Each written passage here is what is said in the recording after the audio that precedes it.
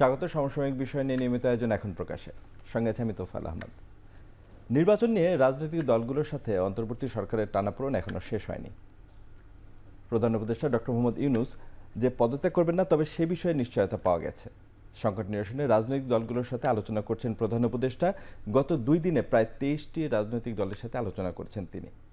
তবে নির্বাচনের তারিখ নিয়ে স্পষ্ট কোনো দিক নির্দেশনা পাওয়া গেলেও এটি আমরা সর্বশেষ জানতে পেরেছি যে অন্তর্বর্তী সরকার ঘোষিত যে সময়সীমা সে ব্যাপারে এখনও সেই অনুযায়ী নির্বাচনের দিকে এগোতে চায় অন্তর্বর্তী সরকার। এদিকে রাজনৈতিক দলগুলোর মধ্যেও নানা ইস্যুতে কিছু বিভেদ দেখা যাচ্ছে। মূলত এই বিষয়গুলো নিয়ে আলোচনার জন্য আজকে আমাদের সাথে স্টুডিওতে যোগ দিয়েছেন বিএনপির আন্তর্জাতিক বিষয়ক সহসম্পাদক ব্যারিস্টার রুমিন ফারহানা এবং এবি পার্টির চেয়ারম্যান জনাব মুজিবুর রহমান মঞ্জু। আপনাদের দুজনকেই স্বাগত আজকের আলোচনায়। রুমিন আপা, আপনাকে দিয়েই শুরু করি। কিছুক্ষণ আগে প্রধান উপদেষ্টার প্রেস সচিব বলেছেন 30 জুনের মধ্যেই নির্বাচন হবে, একদিনও এদিক ওদিক হবে না। তাহলে বিএনপি গতকাল প্রধান উপদেষ্টার সাথে আলোচনা করেছে এবং তারা আজকেও বলেছে যে ডিসেম্বরে তারা নির্বাচন চায়।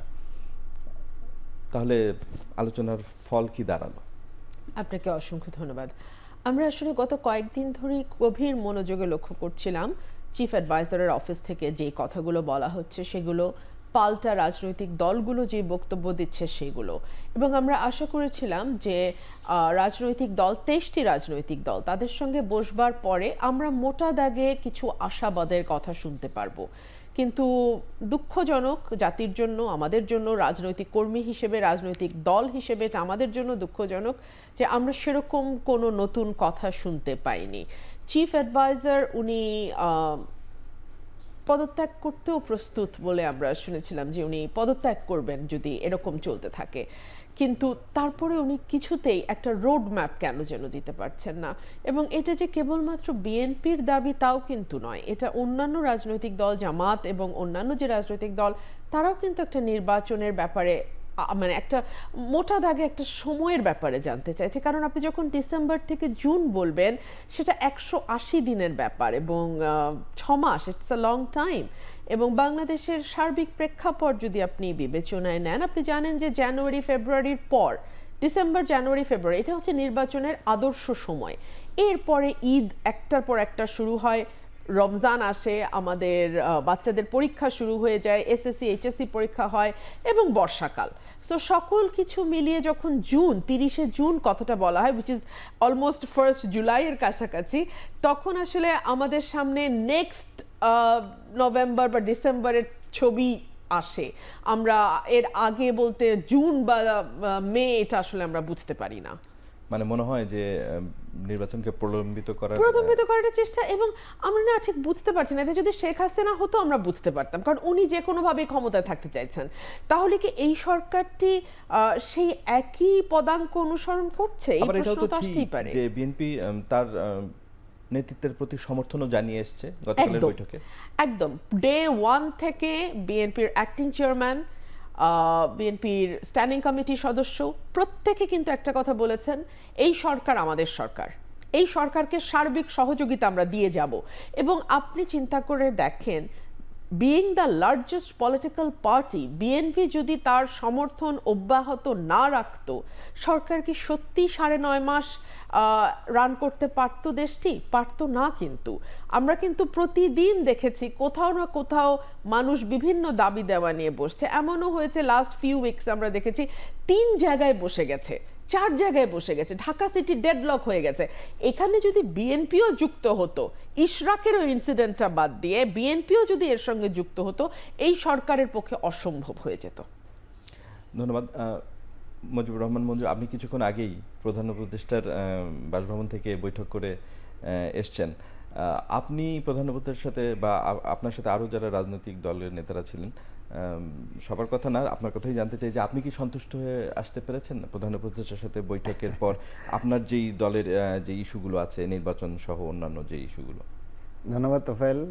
ব্যারিস্টার রুমিন ফারহানা আছেন, দর্শক মণ্ডলীকে শুভেচ্ছা। হ্যাঁ, বিষয় হচ্ছে যে আমরা তো জানতাম না যে কি আলোচনার টপিক কি হবে। জাস্ট আলোচনাটা শুরু হয়েছে এইভাবে যে সাম্প্রতিক পরিস্থিতি নিয়ে আমরা একটু কথা বলতে চাই।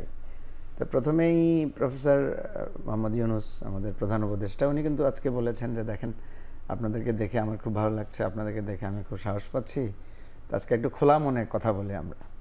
তো একদম খোলা মনে এই কথাটা হয়েছে। তো আমরা একটা লিখিত বক্তব্য নিয়ে গিয়েছিলাম, তো আমি প্রথমেই শুরু করলাম বক্তব্যটা, বললাম যে আমি শুরুটা করি, কারণ ওখানে বয়সে জোনায়েদ সাকি আর আমি হচ্ছি মানে কিছুটা জুনিয়র, আর বেশিরভাগই সিনিয়র নেতারা ছিলেন সেখানে। তো সেখানে আমরা যেটা ওনাকে বলার প্রথমেই আমার যেটা ওনার কাছে জানা ছিল, সরাসরি জানতে চেয়েছিলাম যে আসলে আপনি পদত্যাগ করতে চেয়েছিলেন, এটা তো আমরা কোনো সরকারি ভাষ্যমতে পাইনি। এটা আমরা কিছুটা মানে স্কুপ নিউজ, কিছুটা নাহিদ ইসলামের মারফতে কিছু তথ্য আমরা পেয়েছি। তো আজকে উনি একটু স্পষ্ট করে আমরা যেটা ওনার কাছে তথ্য পেলাম যে উনি উপদেষ্টাদের কাছে উনি কিছুটা হতাশ। আমি বলছি আপনি কি ক্ষুব্ধ, আপনি কি বিরক্ত? উনি বলছেন না, আমি মানে আসলে আমি একটু হতাশ, আমার মনটা খারাপ হয়েছে এবং আমি ডিসাইড করেছি যে না, আমি যেহেতু উনি বলছেন আমি তো কিছু করতে পারছি না, আমি যদি করতে না পারি তাহলে আমি থেকে কী লাভ। তো উনি উপদেষ্টাদেরকে বলেছেন যে আমি একটা বক্তব্য রেডি করব, আমি সব মানুষকে জানিয়ে দিয়ে আমি কুইট করবো, এরকম একটা পজিশন। সব মানুষকে জানার মতো কিছু রহস্য আছে কি যেগুলো মনে হলো? উনি কিন্তু কালকেও আপনি দেখেছেন যে একটা স্টেটমেন্ট করেছেন, মানে সিক্রেট কিছু আছে, উনি সিক্রেট কিছু জানাতে চেয়েছেন, মানে সবকাইকে জানাতে চান, মানে কিছু কথা তো ওনার অবশ্যই আছে, উনি তো আর সব কথা মনোবেদনা বা হয়তো উনি যে বলছেন যে আমি সহযোগিতা পাচ্ছি না, বা উনি যে বলছেন যে আমি আমার ক্ষমতা মানে প্রয়োগ করতে পারছি না, আজকে কিছু খোলামেলা কথা উঠে এসেছে যে এখানে কি ডাবল ইনস্টিটিউশন কাজ করছে। যেমন একটা জিনিস শুনেছি আমরা বাই দ্য বাই, যে আব্দুল হামিদ যে দেশ ছেড়ে গেলেন সেটা উনিও জানেন না। উনি বলছেন যে এটা কীভাবে গেল, উপদেষ্টারা বলছে কীভাবে গেল, তাহলে নিশ্চয়ই এখানে মানে প্রশাসনের সেই জায়গাটা নাই। আমি ওনাকে স্পষ্ট করে বলেছি যে সমান্তরাল প্রশাসন আছে কিনা, আমি ওনাকে স্পষ্ট করে বলেছি স্যার আপনার কর্তৃত্ব যদি না থাকে, আপনার নিয়ন্ত্রণ যদি সরকারের উপর না থাকে, তো আসলে কি আছে? উনি কিন্তু স্বীকার করেছেন যে নাই। তো এখন না থাকলে তাহলে এই যে ওনার আজকে স্পষ্ট বক্তব্য ছিল যে আমার কর্তৃত্ব নিয়ন্ত্রণ যদি আমি প্রতিষ্ঠা করতে না পারি তাহলে আমি একটা ফ্রি ফেয়ার ইলেকশন কীভাবে দিব। সুতরাং আমি যতক্ষণ পর্যন্ত সন্তুষ্ট না হব যে প্রশাসনের উপর আমার নিয়ন্ত্রণ প্রতিষ্ঠিত হয়েছে, ততক্ষণ পর্যন্ত আমি ফ্রি ফেয়ার ইলেকশন মানে যদি দিতে না পারি তাহলে আমি তো দিব না, তাহলে তো আমাকে কুইট করতে হবে। আমি ওনাকে বলেছি, আমরা যেটা বলেছি ওনাকে, মানে আমি যেহেতু আমি ওনার ছাত্র হিসাবে একটু অধিকারটা বেশি, আমি বলছি স্যার আপনি কুইট করলে, ইভেন আপনার উপদেষ্টা পরিষদ যদি কুইট করে, আমাদের দেশটা যদি ভালো হতো, আমি এখনই বলতাম যে আপনারা কুইট করেন, কিন্তু আমাদের কাছে অপশন নাই, ভালো বিকল্প নেই, আমাদের কাছে ভালো বিকল্প নাই। দেখেন আমরা কিন্তু একটা বিপদে পড়েছি। আমি কিন্তু ব্যক্তিগতভাবে মনে করি প্রফেসর ইউনূসের যে আরও কর্তৃত্ব স্টাবলিশড হবে এটা আমি মনে করছি না, কারণ উনি ওই নেচারের লোক না। উনি যেভাবে করতে, যেমন আজকেও আমরা কিন্তু আকার ইঙ্গিতে বলেছি ওনার উপদেষ্টাদের ব্যর্থতার কথা, ওনার উপদেষ্টাদের নানা জনের ফেলিওরের কথা। উনি কিন্তু একবার বলেন না হ্যাঁ ঠিক আছে আমি একটা ব্যবস্থা নেব, আমি একটা কঠোর হব, এই ধরনের কথা বলেন। আমরা অনেকে বলেছি আপনি একটু কঠোর হন, আপনি একটু স্ট্রং হন। তো উনি যদি স্ট্রং হতে না পারে, উনি যদি কঠোর হতে না পারে, দেখেন সরকার কখনো বলতে পারে না যে আমাকে মানুষ ডিস্টার্ব করছে, আমার কথা কেউ শুনছে না। আর কে শুনছে না মানে কি? সরকার কি কোনোদিন নালিশ করতে পারে? সরকারের কাছে আমরা নালিশ করবো, সেটাই ঠিক আছে না? তো এই জায়গাটা কিন্তু আমার কাছে একটা প্রবলেম মনে হয়েছে। এটা আমি খোলামেলা কেন আলোচনা করছি, যে আমাদের সবার কিন্তু একটা মানে মনোজগতে কাজ করছে যে উনি সরকার, ওনার কাছে আমরা চাই, কিন্তু উনি যখন উল্টা বলছেন আমি তো তোমাদেরকে দিতে পারছি না, আমার তো সেই এগুলো কাজ করছে না, ফলে এখানে কিন্তু আমরা চাপাচাপিতে আমি যেটা মনে করছি, আমরা যে প্রফেসর ইউনূসকে মানে দাবি দিচ্ছি, বলছি ডিসেম্বরের মধ্যে দেন, এটা ওয়ার্ক করবে না। বরং ওনাকে আমরা কিভাবে করা যায়, এটা রাজনৈতিক দলগুলো বসা দরকার, যে আমরা ওনাকেই তো বসিয়েছি, এখন যদি দায় কার আসে, দায় তো আমাদেরই, আমরা ওনাকে বসালাম কেন? কারণ উনি যেখানে বলছেন আমি রাজনীতি বুঝি না, উনি বলছেন আমি এটা রাষ্ট্র পরিচালনার মানুষ না। তো রাষ্ট্র পরিচালনার মানুষ না এরকম একটা লোককে আমরা কেন বসালাম? নিশ্চয়ই এখানটা কারণ আছে, আমাদের তার কাছে জাতীয় ঐক্যের আরেকটা লোক নাই। তো এই সমস্যাগুলোকে প্রপারলি অ্যাড্রেস করা পলিটিক্যাল পার্টিগুলোর এখন দায়িত্ব হয়ে পড়েছে। আমি হয়তো এত কঠিন কথা বলছি, হয়তো আমার কঠিন কথাকে মানুষ অত ভালো কঠিনভাবে নেবে না, কারণ বড় দলগুলো বা বড় নেতাদের কথাকে বেশি কঠিনভাবে নেয়। কিন্তু আমার বিশ্বাস করেন, আমার যদি ক্ষমতা থাকতো, আমি যদি প্রত্যেকটা রাজনৈতিক দলের কাছে আমি বলতাম, আমাদের হয় না, আমরা যখন দেখি যে আমার বাবা একটু মানে সমস্যাগ্রস্ত হয়ে গেছে, তখন আমরা কি বলি, না ওনাকে আর বেশি প্রেশার দিও না, আসো ওনার সাথে আমরা নেগোশিয়েট করি। সো আমি খুব বলেছি আজকে যে স্যার আপনি BNP big stakeholder, others political পার্টিগুলো আমরা আছি, আমরা হেল্প করব। আর্মির সাথে আপনার যে দূরত্বটা দেখা যাচ্ছে এবং আপনি যে বলছেন আপনি স্টাবলিশ করতে পারছেন না কর্তৃত্ব, একটা নেগোসিয়েশন প্রসেসে আসি আমরা। কোথায় কী সমস্যা হচ্ছে আসেন, আপনার কি হেল্প দরকার বলেন খোলামেলাভাবে। এবং আমি একটা কথা বলেছি যে বিএনপি ডিসেম্বর ইলেকশন চায়, ভেরি রাইট পজিশন। তাইলে আমরা বিএনপিকে তো প্রশ্ন করতে পারি, আচ্ছা বিএনপি আপনারা বলেন ডিসেম্বর ইলেকশন যদি কোনো কারণে না হয় কী ক্ষতি হবে দেশের। ঠিক আবার প্রফেসর ইউনূসকে আমরা বলতে পারি, স্যার আপনি জুন পর্যন্ত কেন যেতে চাচ্ছেন, আপনার আর্গুমেন্টটা কী, আপনার কী কী আর্গুমেন্ট। যেমন আজকে কিন্তু আমরা স্পষ্ট আর্গুমেন্ট করেছি স্যার, ওই যেটা ব্যারিস্টার রুমিন বললেন যে স্যার এই ফেব্রুয়ারির 5 তারিখের পরে অনেক গেলে আমরা পড়ে আছি রমজানের পরে আপনার কাছে অপশন থাকছে। আমাদের মধ্যে জোনায়েদ সাকি এই আলোচনাটা তুলেছে, আমরা খোলামেলাভাবে আলোচনা করেছি। আমরা বলেছি যে আপনার জন্য অপশন থাকছে ফেব্রুয়ারির 5 ফেব্রুয়ারি, এরপরে হচ্ছে আবার মার্চের গিয়ে আপনি একটা সময় পাচ্ছেন। এরপর আমরা একটু ফান করেছি ওনার সাথে, আপনি কি আমাদেরকে এই বুড়া বুড়া লোকগুলা সবাই তো আমরা ইলেকশন করবে যারা ছিল, তো এদেরকে কি রোদের মধ্যে বৃষ্টির মধ্যে আপনি কি আমাদেরকে শাস্তি দিতে চান যে ওই কঠিন সময় ইলেকশন দিয়ে। উনিও খুব হেসেছেন। তো আলোচনাটা খুবই প্রাণবন্ত ছিল, সময় কম ছিল, এটা আমাদের দুর্ভাগ্য, আমরা সময় পাই না, আমাদের খুব অল্প অল্প সময়ের জন্য কথা বলার স্কোপ হয়। কিন্তু আমি বোঝার জন্য চেষ্টা করেছি যে প্রবলেমটা কোথায়। প্রফেসর ইউনূস যদি এই লেভেলে থাকেন তাহলে এর চাইতে বেশি উনি যেটা বলছেন আমি কমফোর্টেবল সিচুয়েশনে আসা পর্যন্ত আমি ইলেকশন করব না, প্রয়োজন আমি কুইট করব। এখন এটা আমাদেরকে সিদ্ধান্ত নিতে হবে, এটা হলো যেটা আমরা বুঝতে পেরেছি। ব্যারিস্টার রুমিন ফারহানা, মুজিবুর রহমান মঞ্জু যেটি বললেন যে সরকারের কাছে যেখানে আমরা দাবি নিয়ে যাব, সরকারই এখন অসহায়, এরকম অবস্থায় আসলে বিএনপির দাবি বা জনগণের প্রত্যাশা এই সরকার পূরণ করার মতো অবস্থায় কি আছে? সরকার অন্তর্বর্তী বলেই কি খুব দুর্বল মনে হচ্ছে অনেকে যেটা বলে থাকেন? মঞ্জু ভাইয়ের শেষ কথাটা দিয়ে আমি শুরু করি। মঞ্জু ভাই বলেছেন যে অন্তর্বর্তীকালীন সরকারের প্রধান উপদেষ্টা বলছেন যতদিন পর্যন্ত স্টেবল না হয় সিচুয়েশন, তার ততদিন কমফোর্টেবল না হয় ততদিন পর্যন্ত আমি ইলেকশন দেব না, দরকার হয় আমি কুইট করব। 9.5 মাসে যেখানে সিচুয়েশন কমফোর্টেবল হওয়া তো দূরেরই কথা, ওনাকে পদত্যাগের দিকে নিয়ে গেছে, তাহলে আগামী কত দিনে আপনি আশা করেন বা কত মাসে আশা করেন বা কত বছরে আপনি আশা করেন যে সিচুয়েশন কমফোর্টেবল হবে? 1, 2 হলো এটি তো একটি অন্তর্বর্তীকালীন সরকার, এই সরকারটি কোনো রাজনৈতিক দলের দ্বারা গঠিত হয়নি, এই সরকারটি আগামীতে নির্বাচন করবে না বলেই আমরা বিশ্বাস করি, তাই না?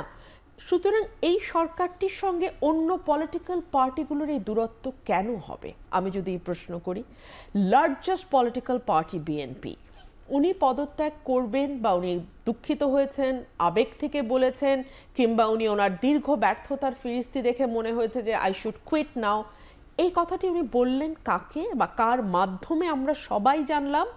আমরা জানলাম এমন একটি দলের প্রধানের মুখ থেকে, যে দলটি এখনো নিবন্ধন পায়নি, যেই দলটি কোনো সমাবেশ ডাক দিলে সেখানে যদি আমার ইসলামী দলগুলোর ভাইয়েরা যুক্ত না হন, তাহলে ক্যামেরাম্যান এবং মঞ্চে উপবিষ্ট কয়েকজন নেতা ছাড়া আর কাউকে দেখা যায় না। সেই দলটি ওনার এত আপন হয়ে গেল, এটা তো অন্য রাজনৈতিক দলের কর্মী হিসেবে আমাদেরকে আঘাত করে, কারণ উনি তো রাষ্ট্রের অভিভাবক এই মুহূর্তে, তাই নয় কি? এবং উনি কোনো দলীয় পরিচয়ও বহন করেন না। সো তিনি যখন একটি বিশেষ দলের একজন নেতার কাছে তার এই মনের কষ্টের কথা বললেন, তখন অন্য দলগুলো তো ভাবতেই পারে ও তাহলে আমরা তার সৎ ছেলে, যেহেতু আমার ভাই বাবার উদাহরণ দিয়ে বলছিলেন, সো আমাদের বড় দলগুলো তো ভাবতে পারে ও আচ্ছা আমরা বড় ভাই আছি, মেজো ভাই আছি, সেজো ভাই আছি, সবাইকে বাদ দিয়ে ছোট ভাইকেই উনি ডাকলেন, তা আমরা কি সবাই ওনার সৎ ছেলে? এভাবেই দূরত্ব তৈরি হয়। 3 হচ্ছে সেনাবাহিনী আমাদের স্বাধীনতা এবং সার্বভৌমত্বের প্রতীক। সেনা প্রধানকে ঘুরিয়ে ফিরিয়ে নানানভাবে অপদস্থ করা, অপমান করা বাংলাদেশের 54 বছরের হিস্ট্রিতে হয়নি।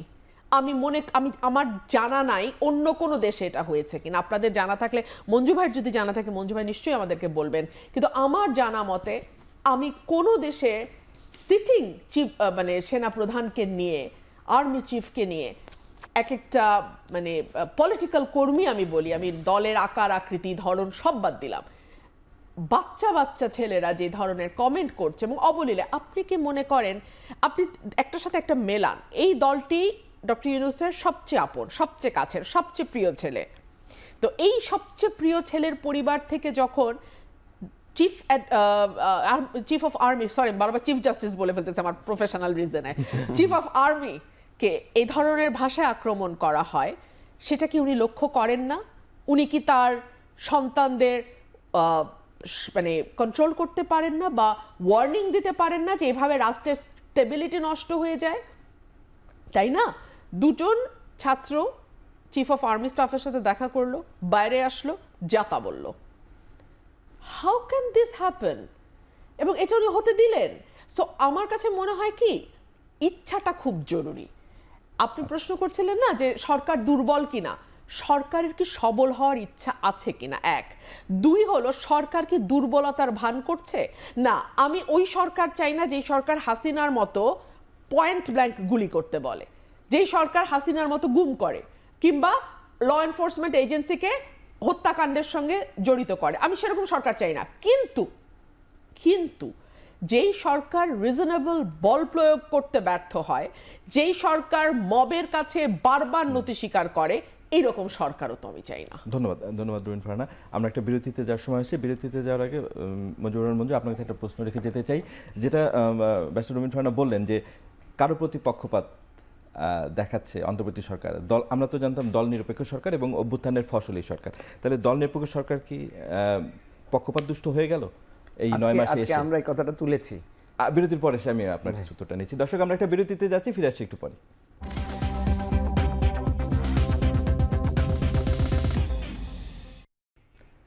বিরতির পর আবারও ফিরলাম আজকের আলোচনায়।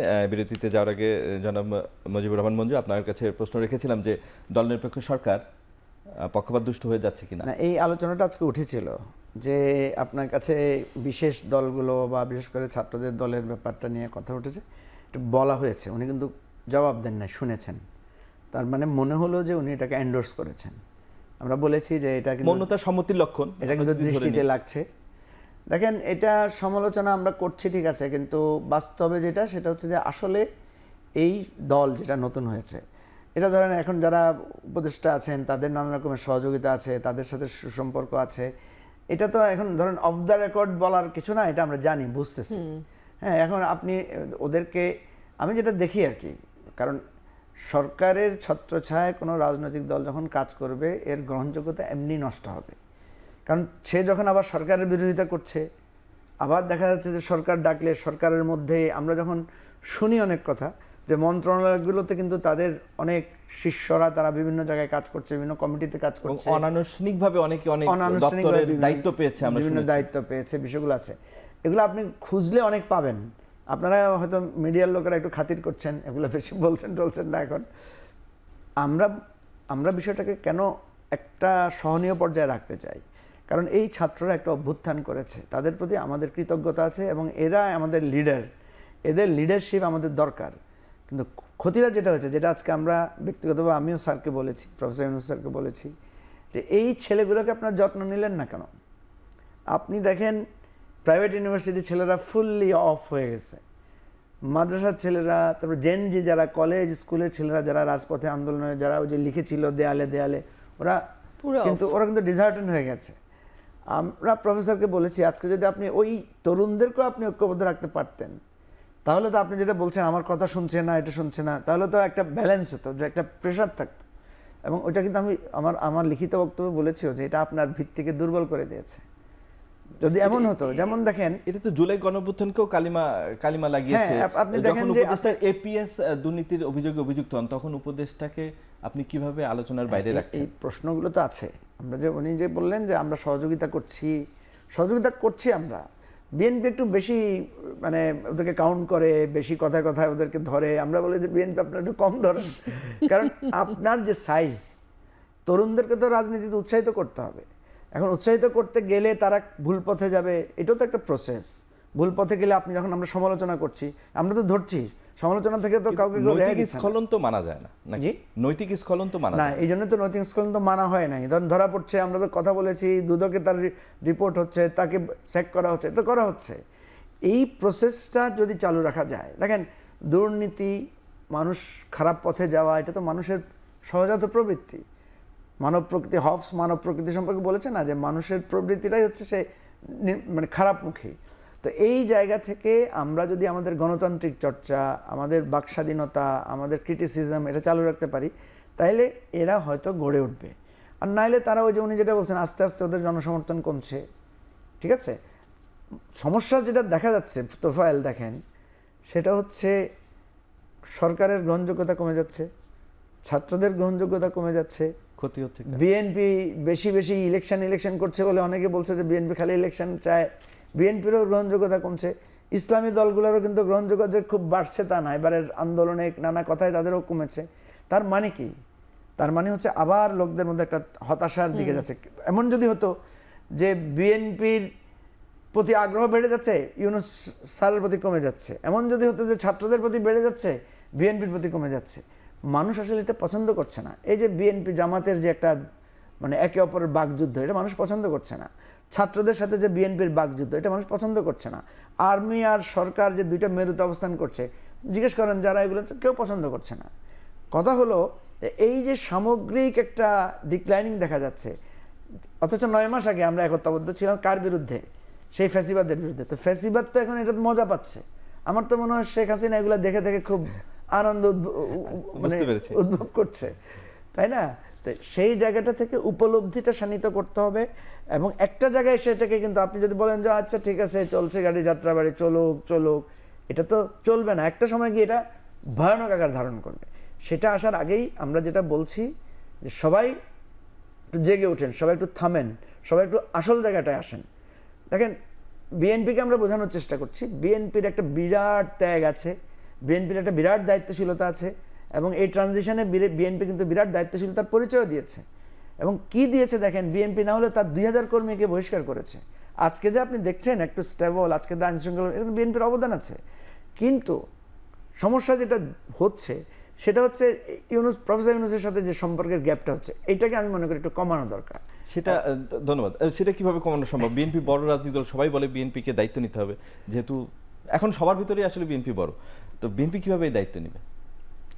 বিএনপিকে দায়িত্ব নেয়নি। আমি তো আমার আগের সেগমেন্টে আপনাকে বললাম যে বিএনপি যদি ধৈর্যের পরিচয় না দিত। বেশি বেশি নির্বাচনের কথা বলছে কিনা সেটা মঞ্জু ভাই বলবেন। না, বিএনপি তো নির্বাচনের কথা বলবে, এটা কিন্তু মির্জা ফখরুল সাহেব বলেছেন যে আমরা বলবে। সেটা তো এতদিন পর্যন্ত অ্যাড্রেস হয়েছে, এখন একটু কমানো যেন, যেখানে প্রধান উপদেষ্টা পদত্যাগ করতে চেয়েছে, যদিও তারেক রহমান বলেছে মান অভিমানের বিষয় নয়, রাষ্ট্রীয় দায়িত্ব থাকলে তো মান অভিমান চলে না। একেবারেই তাই। এবং দেখুন, নির্বাচনের কথা কেন বেশি বেশি আসছে, এটার জবাব দেই আমি। নির্বাচনের কথা এত বেশি আসছে বিকজ সরকার সর্বক্ষেত্রে খুবই মিজারেবলি ফেল করেছে।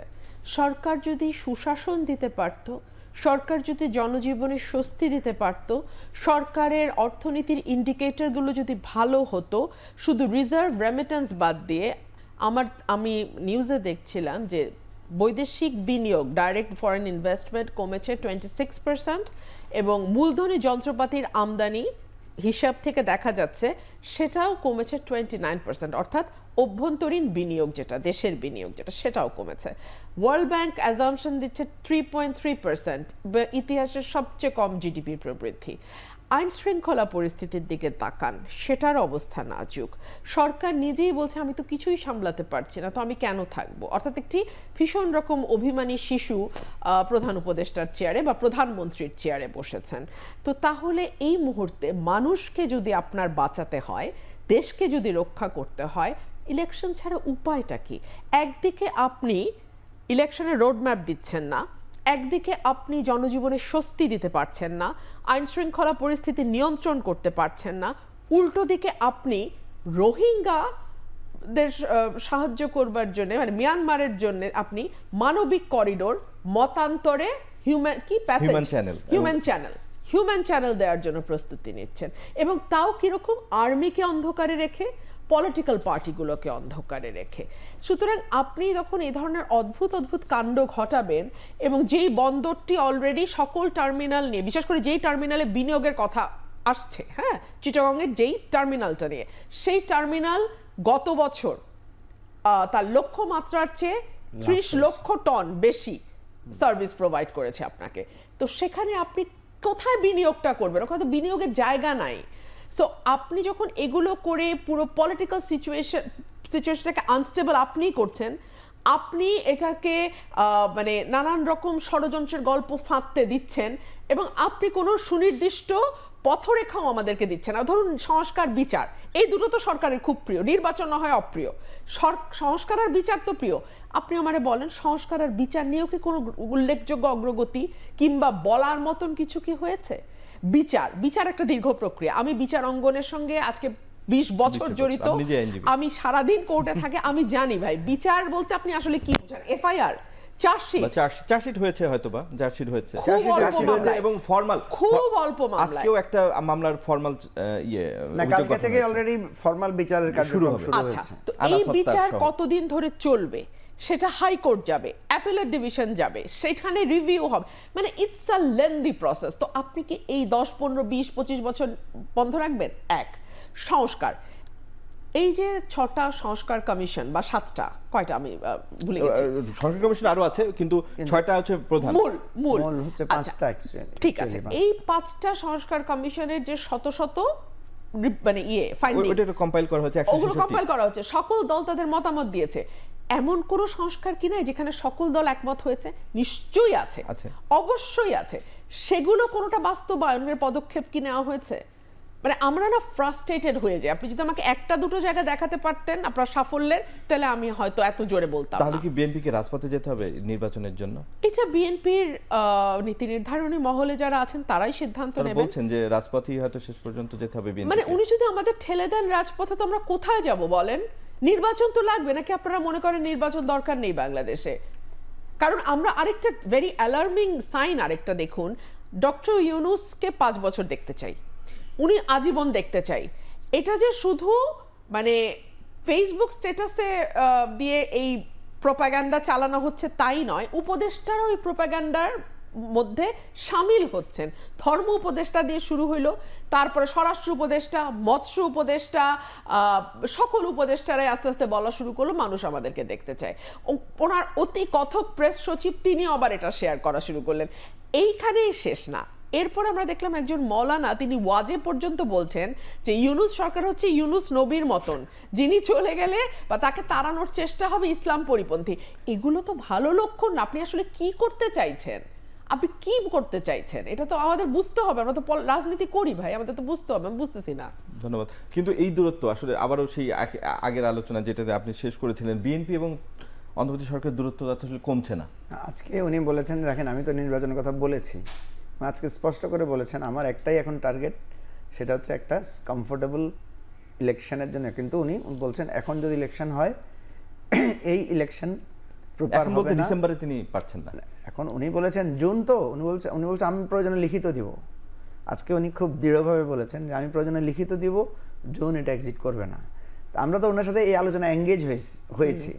আমরা ওনাকে বললাম যে স্যার জুন পর্যন্ত কি আপনি মনে করছেন যে পরিস্থিতি স্বাভাবিক হবে?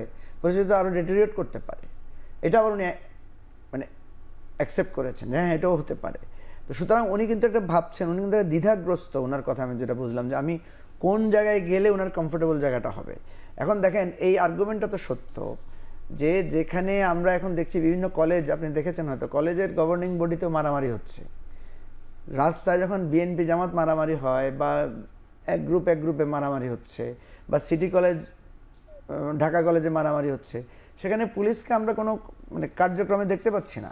আপনি দেখেন জগন্নাথ কলেজের ছাত্রদের উপরে পুলিশ লাঠিচার্জ করেছে, পুলিশ টিয়ার গ্যাস মেরেছে, এটা নিয়ে কিন্তু বিরাট কী হয়েছে, সমালোচনা হয়েছে।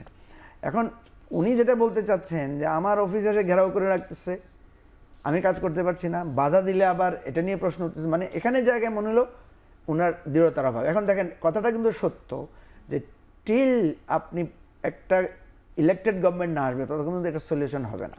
বাট উনি মনে করতেছেন যে এটা সলিউশন না হবে, আমি ইলেকশনটা দিব কীভাবে? তো এই জায়গাটায় আমি খুবই অরিড যে আমরা যদি একটা এই আন্ডারস্ট্যান্ডিংটা না আসি, উনি যদি ইলেকশন না দেন উনি কুইট করবেন। তো উনি কুইট করলে পরিস্থিতি, উনি কুইট করলে সেই পরিস্থিতি কেউ চায় না। আমি মনে করি যে ঠিক আছে আমরা একটা আলোচনা করি যে উনি কুইট করলেন, ধরেন উনি যখন কুইট করবেন ওনার সাথে তো ওনার সাঙ্গপাঙ্গ, ওনার পরিষদ সবাই কুইট করবেন। দেন ওখান থেকে কি আর সংস্কার আগাবে? এরপরে কি আমরা ইলেকশন কি ডিসেম্বরে করতে পারবো? এরপরে কি সেই আটা যাবে? এবং এরপরে যেটা দাঁড়াবে সেটা হচ্ছে উনি যখন কুইট করবেন তখন তো উনি অনেকগুলো কথা বলবেন, সেই কথার আবার পাবলিক সেন্টিমেন্ট কি দাঁড়াবে? উনি হয়তো এখন অনেক কথা বলছেন না, সেনাবাহিনীর সাথে ওনার কেন দূরত্ব হচ্ছে, কি বিষয় উনি আমাদের খোলামেলা বলছেন না, উনি বিএনপির সাথে কোথায় কোথায় কী কী দূরত্ব হচ্ছে উনি সেটা বলছেন না। প্রফেসর ইউনূসের প্রতি তো মানুষের একটা বিশ্বাস এখনও আছে, যদিও আমরা যেটা বলছি যে রাজনৈতিক দলগুলোর কারণে এই যে ব্যারিস্টার রুমিন যখন আর্গুমেন্টগুলো দিচ্ছেন সেই জিনিসগুলো তো মানুষের মনে রেখাপাত করবে। তো এই জায়গাটায় আমি একটা অস্পষ্টতা দেখতে পাচ্ছি, এবং এই অস্পষ্টতা দূর করার ব্যাপারটায় আমি বারবার জোর দিচ্ছি যে দেখেন, আপনি এমন একটা লোকের কাছে চাচ্ছেন, ওই যে আমরা বলি না ডিম আগে না মুরগি আগে, এখন আপনি আইন শৃঙ্খলা পরিস্থিতি স্বাভাবিক হচ্ছে না, একটা স্টেবল পলিটিক্যাল ইলেকশন ছাড়া আবার ওই স্টেবল আনস্টেবল সিচুয়েশনের মধ্যে আপনি ইলেকশন দেবেন কীভাবে? তাহলে যে যার কেন্দ্র দখল করে বসবে। ঠিক আছে, এই জায়গাটায় আমি যেটা মনে করি সবাই মিলে বসে হিসাব নিকাশ করে একটা জায়গায় যেতে হবে। উনি যেহেতু জুন পর্যন্ত চাচ্ছেন, আমরা তো আজকে ওনার সাথে যখন তর্কে বসেছি তখন তো দেখা যাচ্ছে উনি ফেব্রুয়ারি এক্সিট করতে পারছেন না, বা বড় জোর মার্চ পর্যন্ত যেতে পারছেন। আমরা যখন বললাম আপনি কি বুড়া বুড়া লোকগুলোকে রোদের মধ্যে বৃষ্টির মধ্যে ভিজিয়ে আমাদেরকে কষ্ট দিতে চান ইলেকশন, উনি হো করে হেসে দিলেন, বললেন যে না আমি এটা দিতে চাই না। উপদেষ্টা পরিষদ পুনর্গঠনের একটা দাবি আছে, সে বিষয়ে উনি কিছু বলেছেন কিনা? আপনি না, এই বিষয়ে উনি কোনো কথা বলেন না, এটা আমরা দাবি জানিয়েছি, বাট আমরা বলেছি বিএনপিরও দাবি আছে, আমরা বলেছি বিএনপি স্পেসিফিক দাবি দিয়েছে। দেখেন মানে এই যে জায়গাটা আর কি, যখন আপনি স্পেসিফিক দাবি দেন, আমাদের এখানে সমস্যা হচ্ছে যখন আমি এখন রুমিন ফারহানাকে বললাম যে আপনাকে এই গাড়িতে যেতে হবে, উনি চিন্তা করলেন যে আমাকে যখন এই গাড়িতে যেতে হবে আমি যাবো না, দেখি এই যেটা জিদাজিদি তৈরি হয়। সেই জন্য আমরা মনে করি এই দাবিগুলো তোলার সময় যেমন আমরা বলেছি যে আপনি যাদেরকে মনে করেন যারা ফেল করে যাচ্ছে, যারা ডিসইউনিটি তৈরি করেছে, যারা অ্যাকচুয়ালি প্রপারলি ওয়ার্ক করছে না বা এফিসিয়েন্সির ঘাটতি আছে এবং করাপশনের অভিযোগ আছে, আপনি তাদের ব্যাপারে আপনি দৃঢ় পদক্ষেপ নেন। জাতীয় সরকারের একটা আলোচনা আছে, জাতীয় সরকার হতে পারে কিনা, বা আপনি এই বিষয়ে আপনার মত কি? যে জাতীয় সরকারের ব্যাপারে তো প্রথম দল নিরপেক্ষ সরকার তো দল নিরপেক্ষ থাকতে পারছে না। সরকারের ব্যাপারে আমার কাছে মনে হয়েছে সরকারের লোকদের কোনো আপত্তি নাই, আপত্তিটা প্রধান হচ্ছে বিএনপির। ঠিক আছে, এই জায়গাটাও আমাদেরকে আলোচনা করতে হবে। আচ্ছা ধরেন জাতীয় সরকারই করলেন, সেই তো একই কথা, সেই তো একই দাবি না, তখন তো রাজনৈতিক দলগুলোই মানে ক্ষমতার কেন্দ্রে থাকবে, তখন তো আর কেউ কাউকে দোষ দিতে পারবে না। আমার কাছে যেটা মনে হচ্ছে প্রফেসর ইউনূসের ভেতরে যে জিনিসটা কাজ করতেছে, উনি একটা চেষ্টা দিবেন, উনি চেষ্টা করবেন। কারণ দেখেন অনেক কিছু কিন্তু ম্যাচিউরড হয়ে এসেছে, যেমন সংস্কার কিন্তু 15 জুলাইয়ের মধ্যে একটা সাইড হয়ে যাবে, বিচার কালকে থেকে দৃশ্যমান হওয়া শুরু করেছে। যখনই এগুলো রোল করা শুরু করবে তখন কিন্তু ওই জায়গাগুলো পরিষ্কার হবে, এবং যখন এই যে দেখেন মিছিল মিটিং ঘেরাও এগুলো যদি আস্তে আস্তে বন্ধ হয়ে আসে না, তখন উনি কিন্তু একটা অব্লিগেশনে পড়বেন, ওনাকে দিতে হবে। ইলেকশনের আমরা আজকে বলেছি আপনি ইলেকশনের ডেট দিয়ে দেন, ডেট দিয়ে দিলে কি হবে, রাজনৈতিক দলগুলো ব্যস্ত হয়ে যাবে, তখন তাদের নমিনেশন সহ বিভিন্ন বিষয় রাজনৈতিক কর্মকাণ্ডে বা নির্বাচন কেন্দ্রিক পরোক্ষভাবে অনেকে বলছেন, বা আমি ওনার উপদেষ্টাদের অনেকের মনে এই আশঙ্কা যে ইলেকশনের ডেট ঘোষণা দেওয়ার সাথে সাথে সরকারের এখন যতটুকু নিয়ন্ত্রণ আছে সেই নিয়ন্ত্রণটুকু থাকবে না, এই ধরনের একটা আশঙ্কা আছে। ধন্যবাদ। এইগুলো হচ্ছে প্র্যাকটিক্যাল আলোচনা, কথা বুঝছেন, এটা হচ্ছে সমস্যা। ধন্যবাদ। আমাদের একটা বিরতি নেওয়ার সময় হচ্ছে, আমরা একটা বিরতিতে যাচ্ছি। দর্শক, আমরা একটা বিরতি যাচ্ছি, একটু পরেই ফিরছি, আমাদের সাথেই থাকুন।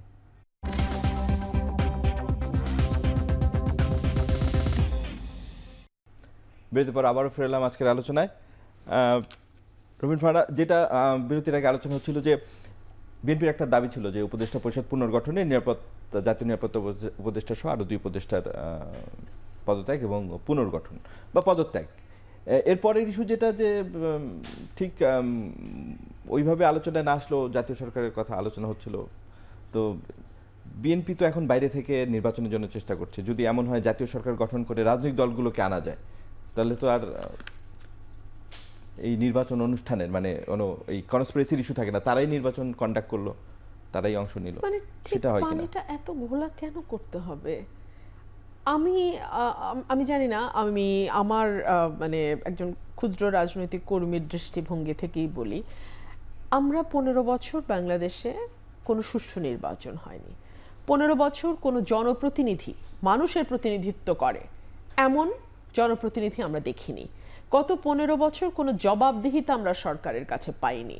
অর্থাৎ একটি দেশ যথেষ্ট পিছিয়েছে, গণতন্ত্র, মানবাধিকার, বাকস্বাধীনতা এগুলোর যে ইন্ডেক্স, এগুলো তো আমরা যথেষ্ট পিছিয়েছি, মানে আর কেন পেছাতে হবে এবং ইচ্ছেকৃতভাবে কেন আর পেছাতে হবে আমি বুঝতে পারছি না। সরকার বলছে এই, এখন আমি মঞ্জু ভাইয়ের লাস্ট কথাটা দিয়ে আবার বলি, ভাই বলছেন যে উপদেষ্টা মণ্ডলী সেই কি হয়ে যাচ্ছে যে নির্বাচনের তারিখ ঘোষণা করলে হয়তোবা তারা আরো বেশি কন্ট্রোল লুজ করবে। তো এক সময় না এক সময় তো তাদের আসলে নির্বাচনের তারিখটা ঘোষণা করতে হবে, তাই না? এটা তো জীবনের বাস্তবতা, তাই ওনারা তো ওটা মাথায় নিয়েই ওনাদের ওই আসনে গেছেন। ওনারা নিশ্চয়ই এই ধারণা মাথায় নিয়ে যাননি যে একটা গণ অভ্যুত্থানের পরে খুব স্মুথ একটা সরকার ওনারা পাবেন, এটা নিশ্চয়ই ওনাদের মাথায় ছিল না। ওরা জানতেন যে গণ অভ্যুত্থানের পরে একটা অস্থির সরকার, একটা অস্থির জাতি থাকে, একটা অস্থিরতা থাকে সর্বত্র, সেটা ওনারা জানতেন। ওনারা জানতেন ওনাদেরকে নির্বাচন দিতে হবে, কারণ একটি দীর্ঘ সময় দেশে কোনো নির্বাচন হয়নি। ওনারা জানতেন ওনাদেরকে অনেক হাই এক্সপেকটেশন নিয়ে ওনাদেরকে ওই জায়গাটাতে নিয়ে যাওয়া হয়েছে। সো এই সকল কিছু জেনেই তো ওনারা বসেছেন। ওনারা কেউ ওখানে শিশু নন, কেউ অপ্রাপ্ত বয়স্ক নন, প্রত্যেকেই প্রাপ্তবয়স্ক এবং যথেষ্ট মানে উজ্জ্বল ক্ষেত্রে, প্রত্যেকে যার যার ক্ষেত্রে যথেষ্ট উজ্জ্বল ভূমিকা রেখেছে। তো ওনারা কি বাস্তবতাগুলো জানতেন না? আজকে 9.5 মাস পরে এসে জাতীয় সরকার হেন তেন কেন? আর যেই 3 জন উপদেষ্টার কথা বিএনপি স্পেসিফিক্যালি বলেছে, ডক্টর খলিলুর রহমান, ওনার নানান রকম বিতর্ক ওনাকে নিয়ে আছে, সেই বিতর্কগুলো আমি একপাশে সরিয়ে রেখে বলছি। উনি প্রথমেই বললেন যে আমরা মিয়ানমার আর্মির সঙ্গে, আরাকান আর্মির সঙ্গে আমরা যোগাযোগ রাখছি। Arakan army is a non state actor, এবং জান্তা সরকার নাকি, আমরা জানতামও না, এর 1 মাস আগেই বাংলাদেশ সরকারকে চিঠি দিয়ে এই ব্যাপারে সাবধান করেছে। সো উনি দীর্ঘ 23 বছর বিদেশে কাটিয়ে, এবং সম্ভবত ছদ্মনামে উনি চলতেন, রজার রহমান ওনার নাম ছিল। হ্যাঁ, এগুলো খুব ফিশি ব্যাপার, এগুলো খুব চমৎকার ব্যাপার নয়, এবং উন্নত বিশ্বে ভিন্ন নামে কারা বাস করেন এগুলোর ব্যাপারে আমাদের আইডিয়া আছে ভাই। মানে আমরাও তো দেশের বাইরে ছিলাম, পড়াশোনা করেছি, কাজেও গেছি বহুবার, কারা ভিন্ন নাম নিয়ে ভিন্ন পরিচয়ে বাস করেন আমরা বুঝি। উনি আসলেন, ঠিক আছে, ওকে ফাইন, 23 বছর পর ওনার প্রচন্ড রকম দেশপ্রেম জাগলো এবং উনি বাংলাদেশে আসলেন।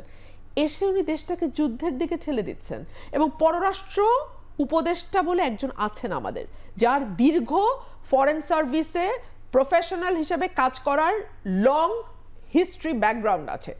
তার সঙ্গে ওনার বয়ান, খলিলুর রহমান সাহেবের সাথে ওনার বয়ান মিলছে না কিন্তু। 2 হলো ওনাকে রোহিঙ্গা বিষয়ক স্পেশাল রিপ্রেজেন্টেটিভ করা হয়েছে।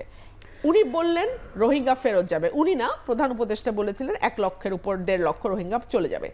উল্টো 1,13,000 রোহিঙ্গা বাংলাদেশে আসলো। ঈদ করবে এরকম কথাও যে সামনের ঈদ বলে তারা নিজের দেশে গিয়ে করবে, জাতিসংঘের মহাসচিবের সামনে এই কথা বলা হলো। মানে উনি যখন আসলেন তখন এই কথা উঠলো। উল্টো এখন 1,13,000 রোহিঙ্গা বাংলাদেশ এসছে। সো এরকম ব্যর্থ আমরা কেন রাখবো? তাকে বানানো হলো নিরাপত্তা উপদেষ্টা, যে এই পদটা বাংলাদেশে নাই, এর আগে ছিল না। এবং 3 বাহিনীর প্রধান একজন বিদেশির কাছে গিয়ে রাষ্ট্রের গোপনতম ইনফরমেশনগুলো শেয়ার করে তার উপদেশ নেবে, এটা একটু বেশি আশা হয়ে যাচ্ছে না? একটু বেশি, স্বপ্নটা একটু বেশি দেখা হচ্ছে না? এই গেল উনি। আসিফ মাহমুদের কথায় আসেন। আপনি আমাকে বলেন তো, ওনার বাবার ইস্যুটা আমি বাদ দিলাম, ওনার পিএস এর ইস্যুতে আসেন। আমি মন্ত্রী ছিলাম না, খুবই ছোটখাটো একটা এমপি ছিলাম। তো খুবই ছোটখাটো একটা এমপি থাকার সুবাদে আমি এইটুকু জানি যে পিএস এর পক্ষে 5 টাকাও এদিক সেদিক করা সম্ভব না, যদি না সে ভালো মতো জানে তার মালিকেরও এইসব ব্যাপারে অভ্যাস আছে। অর্থাৎ মালিক সহি, পিএস ইবলিস, এটা হয় না। পিএস তখনই সাহস পায় যখন মালিকেরও এই ধরনের অভ্যাস থাকে। আর একজন হচ্ছেন মাহফুজ আলমের ব্যাপারে, ওনার ব্যাপারে তো প্রধান উপদেষ্টা বলেছেন he is the master mind, এবং প্রধান উপদেষ্টার যেই প্রিয় দল, সেই দলেই এই 2 জন গিয়ে যুক্ত হবেন বলে পাবলিক পারসেপশন। আমার বড় ভাই এখানে উপস্থিত আছেন, he knows better than me যে পলিটিক্সে পারসেপশন বড় ভয়ঙ্কর। Perception is politics. সো আপনাদের 2 জনের ব্যাপারে পাবলিক পারসেপশন, আপনারা এনসিপিতে যুক্ত হবেন। তাহলে এখন আপনারা সরকারে কি করতেছেন? ডিসেম্বরে knocking at the door election, আপনারা এখন কি করতেছেন? ওনাদেরকে থাকা উচিত? আপনারাই বলেন। আপনার দাবির যুক্তিগুলো বলছি, এই পাশাপাশি আরেকটু ছোট করে জানতে চাইছি যে ইশরাক ইস্যুতে বিএনপি কি বার্তা পাচ্ছে, সেটা বিএনপিকে আরো বেশি নির্বাচনের জন্য বেশি তাড়িত করছে কিনা? ইশরাক ইস্যুটা তো এখনো সমাধান হলো না, কেননা আজকেও আদালতে রিট করতে ইশরাকের ইস্যুটা গিয়েছেন। না অনেকটা শক্তি পরীক্ষার জায়গায় এসে দাঁড়িয়েছে, কারণ আদালত তো রায় দিয়েছে ইশরাকের পক্ষে। আমরা দেখলাম এনসিপির দাবি হচ্ছে, কারণ এনসিপিকে এখন সরকারের মুখপাত্র আমাদের ধরতে হচ্ছে, কারণ সরকার তো আর এসে কাউকে দিয়ে বলাচ্ছে না কোনো কথা। সো এনসিপি সরকারের মুখপাত্র হিসেবে যেটা বলছে যে কেন অ্যাপিল করে না নির্বাচন কমিশন। আচ্ছা, অ্যাপিলটা কেন করবে? করে বলবে না, মানে তাপসকে রাখা হোক। আইনি জটিলতার বাদে মানে রাজনৈতিকভাবে এইটা থেকে কি বার্তা পাচ্ছে বিএনপি? এটা শক্তির পরীক্ষা হয়ে দাঁড়িয়েছে এবং এটা একটা মর্যাদার লড়াইয়ে এসে দাঁড়িয়েছে। আমি আইনের দিকটা যদি আপনি বাদ রেখে বলতে বলেন, রাজনীতির দিকটা হচ্ছে এটা একটা মর্যাদার লড়াইয়ে এসে দাঁড়িয়েছে। এবং আপনি দেখেন উত্তর সিটি কর্পোরেশন যাকে দিয়ে চালানো হচ্ছে প্রশাসক, তার ব্যাপারেও আমরা শুনতে পাচ্ছি তিনি একটা নিষিদ্ধ সংগঠনের একজন কর্মী, যদিও সেটা তিনি অস্বীকার করেছেন, কিন্তু এরকম একটা কথা শোনা যাচ্ছে। ওরা কি চাইছে বা সরকার কি চাইছে যে দক্ষিণেও তাদের পছন্দনীয় এমন কেউ বসুক এবং যাতে তাদের কাজকর্ম করতে সুবিধা হয়, যেটা মন্ত্রণালয়ে হচ্ছে? ধন্যবাদ রুবিন ফারহানা। আমাদের সময় কম। মঞ্জু ভাই, আপনাকে দিয়ে শেষ করবো আজকে। যে কথা বলা হচ্ছিল জুলাই ঐক্যে ফাটল ধরেছে, আসলে জুলাই ঐক্য কি বলে কিছু আছে এই মুহূর্তে, যেটা আসলে এটা রেটরিকে না আসলে বাস্তবে? না, জুলাই ঐক্য আছে। আপনি যদি কালকে দেখেন যেই অবস্থা দেখতে পাচ্ছি, সবাই ফার্স্ট্রেটেড, বিএনপি ফার্স্ট্রেটেড, প্রধান উপদেষ্টা ফার্স্ট্রেটেড, তাহলে জুলাই ঐক্য এখনো আছে। আপনি যদি কালকে দেখেন শেখ হাসিনা আসছে বা আওয়ামী লীগের কোনো একটা উত্থানের সুযোগ দেখবেন, তখন জুলাই ঐক্য কিভাবে কাজ করে। আর বাকি কি তাহলে ওই যে পারুটি ভাগাভাগি? এটা হচ্ছে কি, এটা আমাদের প্রবণতা। যখনই আপনি খেলায় বিজয়ী হবেন, খেলার পরে কে কি ভাগ নেবে, কার কি ক্রেডিট ছিল, এটা নিয়ে একটা বিতর্ক হতে পারে। এখানে সবচেয়ে বড় ফেলিওর এই সরকারের, যে এই বিজয়ের পরে সবাইকে ইউনাইটেড রাখতে সে পারে নাই, বরং প্রকারান্তরে সেই একটা বিভেদের জন্ম দিয়েছে। সে একটা পক্ষ হয়ে গেছে, সে একটা পক্ষ হয়েছে এবং বিভেদটা শুরু করেছে। এবং এটা রিপিটেডলি আমরা কিন্তু ধরিয়ে দিচ্ছি। আজকেও বলেছি যে দেখেন, ছাত্রদের ঐক্যটা এখনও সুযোগ আছে, এখনও আপনি সুযোগ আছে, এখনও সবাইকে ইউনাইটেড করেন, এখনও সুযোগ আছে, আপনি আমাদের সবাইকে ঐক্যবদ্ধতাটা তৈরি করেন। এখন ব্যারিস্টার রুমিন যে ক্রিটিসিজমগুলো করছেন, আমরা তো এই ক্রিটিসিজমটাই করতে চাই, যে আমরা তো এই গণতান্ত্রিক স্পেসটাই তো চাই। এখন কথা হচ্ছে, আমরা তো সেই গণতন্ত্রে যাওয়ার সুযোগই পাচ্ছি না। সুযোগ পাওয়ার আগে যে এই জিনিসটা হয়েছে, ধরেন আমি সবসময় এইভাবে দেখতে চেষ্টা করি, যেমন রুমিন বলছেন এই খারাপ, এর এই সমস্যা, এর সমস্যা, তো পুরো সরকারই তো চাচ্ছে চলে যেতে, আবার আপনারা তো যেতেও দিচ্ছেন, আপনারা বলতেছেন যে না, থাকতে হবে। এখন এখানে প্রত্যেকটা ধরে ধরে আলোচনা করা যায়।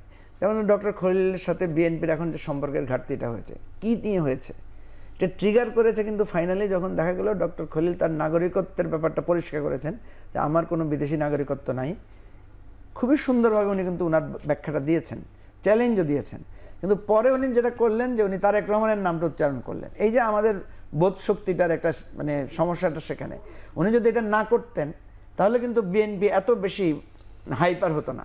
যখন উনি তারেক রহমানকে টাচ করেছেন, তারেক রহমানের বিষয়টা তো সেন্সিটিভ, কারণ উনি একটা অমানবিকতার, একটা মানে জুলুমের শিকার হয়ে ওনাকে দেশ ছাড়তে হয়েছে, এবং তিনি সেখানে কিভাবে আছেন এটা তো সবাই জানে। তো যখনই এটা এসেছে তখন কিন্তু বিএনপি খুব হাইপার হয়ে গেছে। আমি দুইটাই বলি, যে ধরেন এই যে বাকযুদ্ধ, এই যে একটা কথার পিঠে কথা, এই যে একটা প্রত্যেক দাড়ি কমার পিছে দাড়ি কমা, এইটাকে যদি আমরা একটু ওভারকাম করতে পারি, ওভারলুক করতে পারি, আমরা তো করেছি লম্বা সময় ধরে, কেউ কাউকে হারিয়ে দিতে পারি নাই। আমাদের দেশে দেখবেন আপনি, যারা খুবই সিরিয়াসলি ধর্ম মানেন বা খুবই কট্টর, তারা কিন্তু ওই তথাকথিত প্রগতিশীল নাম দিয়ে আধুনিকতাকে মুছে দিতে চান, আবার ওনারাও তাদেরকে মুছে দিতে চান, কিন্তু আমরা তো কেউ মুছে দিতে পারি না। এই জন্য আমি বারবারই পয়েন্টটা করছি যে ত্রুটি বিচ্যুতি কার নাই। আমি আজকে সারাদিন বিএনপির ত্রুটি বলতে পারবো। এই যে বিএনপির 2000 লোক বহিষ্কার হয়েছে বলছে না, আমি তো এটা নিয়ে সারাদিন বক্তৃতা দিতে পারবো। কিন্তু আমি কি আমার দিকে তাকাচ্ছি? কারণ এনসিপি বিএনপির দিকে আঙ্গুল তুলছে, তাই বলে তো বিএনপি ওদের দিকে আঙ্গুল তুলছে। এই আঙ্গুল তোলাতুলিটা সমাধান হবে না। ধন্যবাদ। সেই জায়গাটা আমি বলি যে সবাইকে একটা পাথের দিকে, আমাদেরকে মানে কোন পথে গেলে এই চূড়ান্ত সমাধানটা পাওয়া যাবে সেদিকে হাঁটতে হবে। ধন্যবাদ মুজিবুর রহমান মঞ্জু এবং ব্যারিস্টার রুমিন ফারহানা আপনাদের এই আলোচনায় যোগ দেওয়ার জন্য। দর্শক, আজ এখানেই শেষ করছি, আবারও দেখা হবে সমসাময়িক বিষয় নিয়ে। ভালো থাকবেন, ততক্ষণ শুভরাত্রি।